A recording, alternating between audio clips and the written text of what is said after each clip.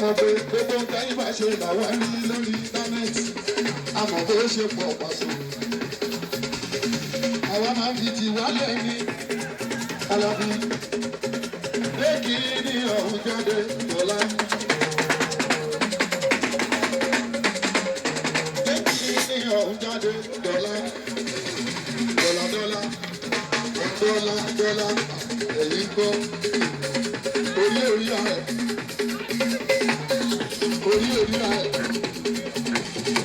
ọlọ́run yẹn wọ́n ṣàwọn dúpẹ́ lọ́wọ́ ọlọ́run ọba ìlọ́yé Àlàbí ọ̀rẹ́ mi.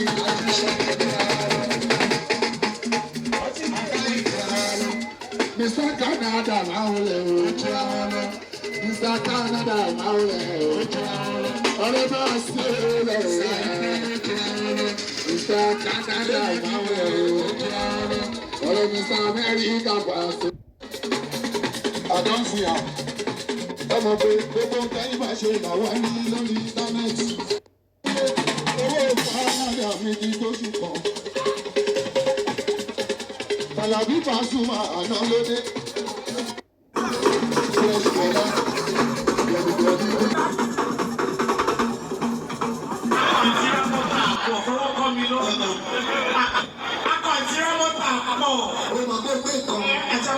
Gbogbo àwọn tó wà ní. Ìkọlẹ́gbẹ́ o. Ẹjọ́ ẹ máa bá kò pariwo ó ṣẹ̀ṣẹ̀ láti London. Wọ́n máa pariwo. Ẹjọ́ tó bẹ́ẹ̀ bá gbábẹ́ ẹ̀ lè kọ́. Ẹ̀jẹ̀ rọ́bà. Ẹ̀jọ̀ bí àní. Ìjọba rọ́bà ti dé àárọ̀ làwà lọ́hùn. Bẹ́ẹ̀ bá ṣe fẹ́ kí wọn ní kẹ́ kí wọn. Táwọn ọ̀hún ló ṣì lò. Give me. How are you? I'm fine. Mommy, are you fine? Are you fine?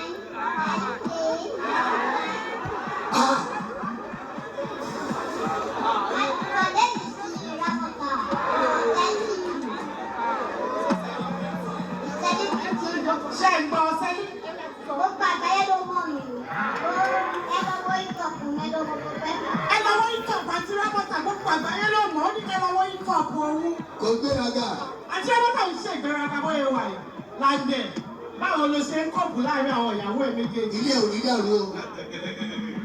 Èmi gẹ́gẹ́ ló yẹ ká máa pè ní ọkùnrin méjì. Torí pé tó bá lè ṣe ọkọ Ajara mọ́ ọkọ àti Ramota kì í ṣèyàn lásán. Àbíjànú ni mí yóò yẹ ká máa pọ̀ mí nì. Èmi gẹ́gẹ́ ló. Láti gbogbo ilé báwo ni ṣe wà pa? Ojú tàǹtí Ajara. Wọ́n ní báwo ni ṣe wà? I want to use this opportunity to announce for everybody that was been not known before that we are gonna have anybody can just say what I want to be saying. February 14th, Lovers Night. Yes. It's a celebration. I want to marry two persons at the same time. Ramota and Ajara. February 14th, Lovers Night. Àyájọ́ olólùfẹ́ ni. Wọ́n rò pé ọdún olólùfẹ́ yẹn kákúkú fi surprise wọn. Ìjà kí wọ́n mọ̀ all what I'm saying is still a surprise. Wọ́n ò mọ̀ bá ṣe wà yẹn. So February 14th, I want everybody, all of us to come out, to come and celebrate with us. Married to London. You need to speak up, okay? Olóyìnbó ni mò ń bá ta. Yes. Yeah, ladies and gentlemen, Auntie Ramota is getting married to London. It's Auntie Ajara KUKOYI. Correct. She said correct. Ereko. Oyinbo. Auntie Ramota, how you doing? I know. Everybody, go to Bakupo, right? Báwo ni sí ìwé? Ilé ìwé lẹ́nu America. Ẹ máa tó lọ. Ẹ bá dé Congo. Say Lande, I love you. No!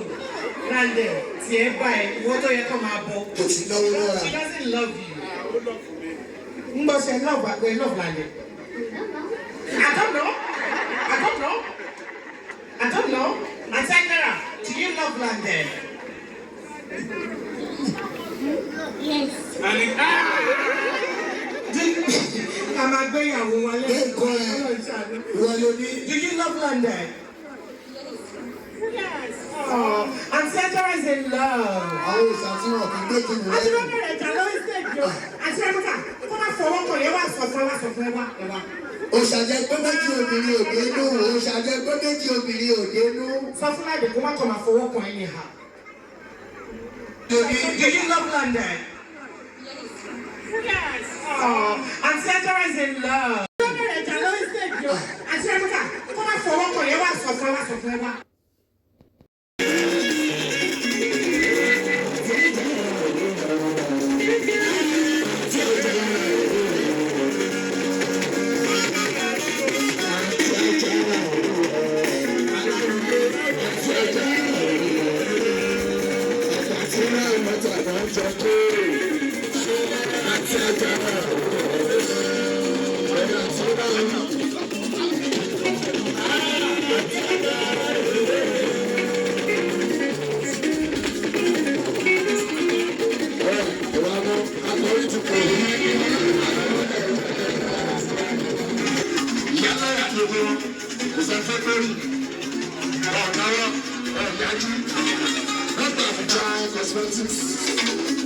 Aláṣẹ ṣàṣẹ nípa ẹ̀kọ́ ìbálò ẹ̀ṣọ́ alẹ́ rẹ̀ ìgbéra ẹ̀ka ìṣèjọba.